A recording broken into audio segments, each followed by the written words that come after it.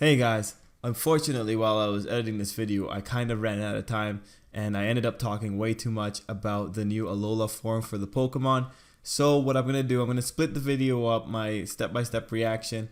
This one's just going to have the new Alola Pokemon, and then I'll put up the second half of the video later on today once I have more time to edit it, and it'll talk about the rest of the trailer features. But this video, just talking about the Alola Pokemon is pretty enough. So, yeah, apologies.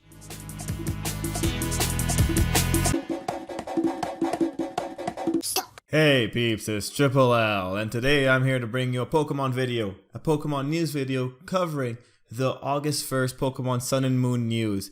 And we're just going to go through it. It's actually a 5-minute long video. There's a lot of information in it, so I'm just going to do a step-by-step reaction to this.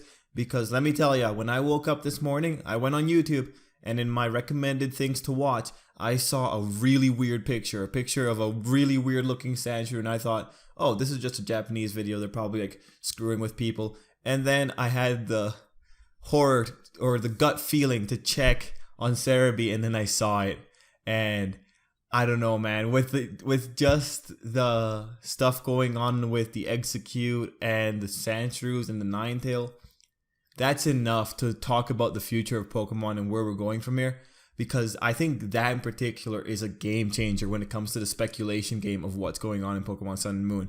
But regardless, we're going to do this. We're going to go step by step. We're going to watch it. I'll pause the video. I'll talk over whatever little things that I want to cover. And yeah, let's just have a fun time. This is a lot of news. I really do think after this video, maybe within 2 days, I'll make another video specifically looking at the new Pokemon. If you guys haven't seen the trailer yet, I do highly recommend checking it out on the Pokemon channel. I will have the trailer playing here, so you could also see it here as we're talking about it. Okay, let's do this. Let's get right into this trailer. Let's pop it up. Here we go. Certain Pokemon are thriving in Alola. Okay, so first off, I just want to say I like these little pictures in general. I like pictures of people and Pokemon playing together. Moving on, let's go. Just to go.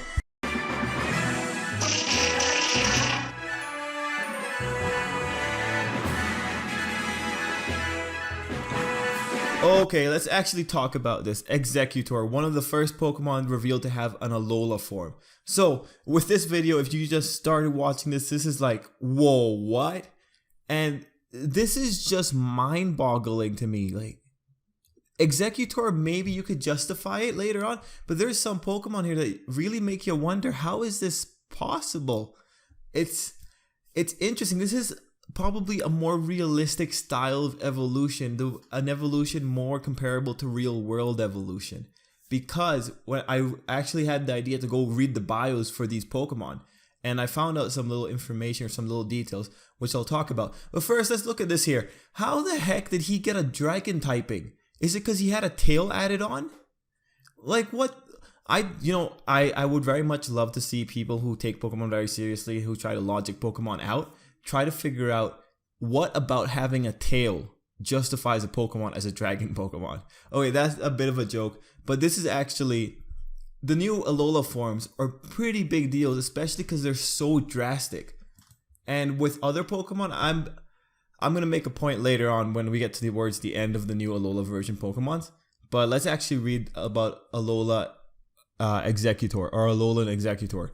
This is a little bio that we got on it. The environment of the Alola region, where strong sunlight pours down all year round, brought about this change in Exeggutor's form. The people of Alola boast that the Alolan Exeggutor is the true form of Exeggutor. Unlike other Exeggutor, the Alolan Exeggutor has a fourth head on its tail. This fourth head controls the tail independently and can take on opponents to the rear that can't be reached by the main head's attacks. The Pokemon excels at whipping its long neck back and forth, just joking, like a lash to attack with its hard heads. But that neck can sometimes become a weakness. Okay, few points here. One, it's like Girafarig now, because it has a head on its tail. Girafarig all over. Secondly, the fourth head has a brain, whatever. And then the neck can become a weakness. So are they telling me that's where the dragon typing is coming in from? The neck? No, that's just a joke. But the interesting thing here, and it's going to be prevalent in the other Pokemon that are about to come up, it's that this is exposure over a long period of time. Like these Pokemon were there from, like, let's assume thousands of years ago, and just because of this particular environment, they made little changes every generation until they turned into what we have here, until we turned into this giant palm tree. So that's, if it's that kind of logic, it's actually very close to real world evolution, or the idea of real world evolution, where evolution is something that happens over generations. It's because something mutates in a species and allows that species to do very well so that it can continue in the gene pool. You know, in that regard, I can accept these Pokemon because they seem to be from a very long time ago that these changes were happening.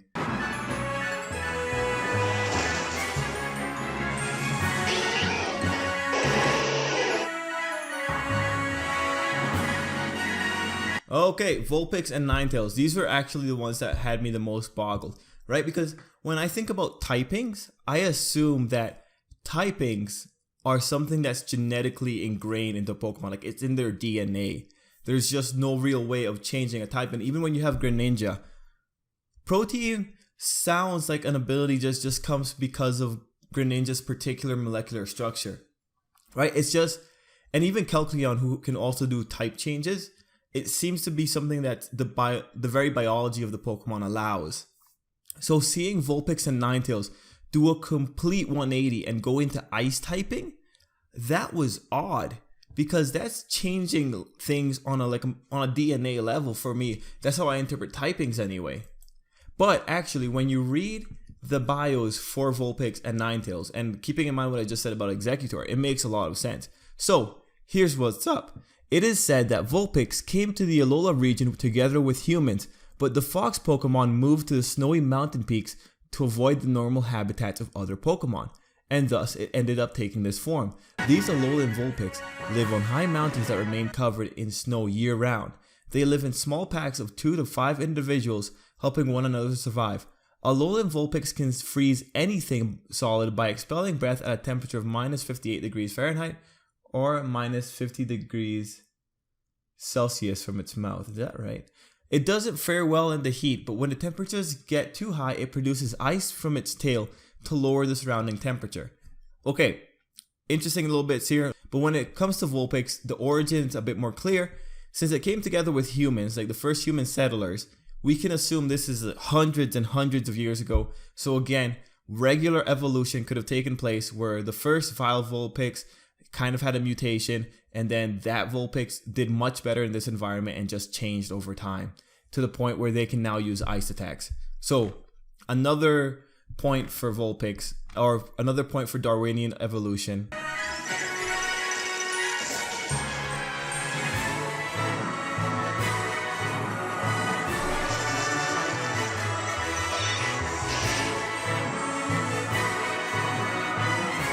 Okay, Sandshrew and Sandslash, the third and last of the new Alolan Pokemon. And again, these guys have an ice theme to them. So let's just read up on, say, Sandshrew, because I don't think Sandslash will be that interesting. Or with Sandshrew, my point will be made. Sandshrew have historically lived in desert areas, but the frequent eruptions of nearby volcanoes drove the Sandshrew to abandon the desert and migrate to snowy mountains, where they took on this form. Sandshrew's body changed to adapt to the harsh environment of the snowy mountains. The Alolan Sandshrew has a shell of ice covering its skin, which is like hard steel. It excels defensively, but it lacks flexibility and can't curl its body into a ball like a ground-type Sandshrew can. Its heavy weight makes the Alolan Sandshrew slower than a normal Sandshrew, but the claws on its hand and feet allow it to move across ice without slipping. When it wants to move quickly, it uses its stomach to slide across the ice like a curling rock, or in other words, like a penguin. Okay, so Alolan Sandshrew, again, they're talking about historically, and it's talking about a natural migration of Sandshrews. Again, most likely for this kind of change to happen in a Pokemon, it had to be over a long period of time. Like, these Pokemon aren't like other type changing Pokemon or form changing Pokemon. And actually, I'll make a video specifically about them and to point out what the differences are in these form changes, because this is what I'm going to say about the overall idea of these new forms, right? They're breathing life into old Pokemon in the same way that, say, Mega Evolution would.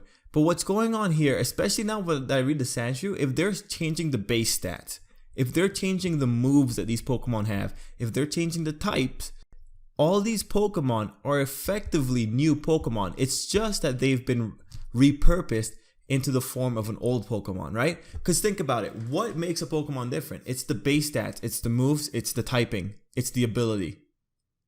And these Pokemon are very different from what they used to be. This is like a very drastic change. So I am going to say effectively, these are new Pokemon by just the data of it. If you did not have the design and you just had this information, you would not be able to link it to one of the old Pokemon.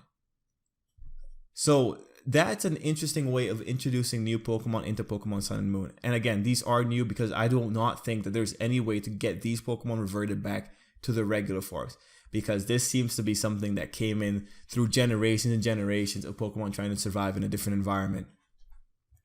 But now, what does that mean for the future of Pokemon if we now have this drastic variety where the Pokemon are effectively becoming different?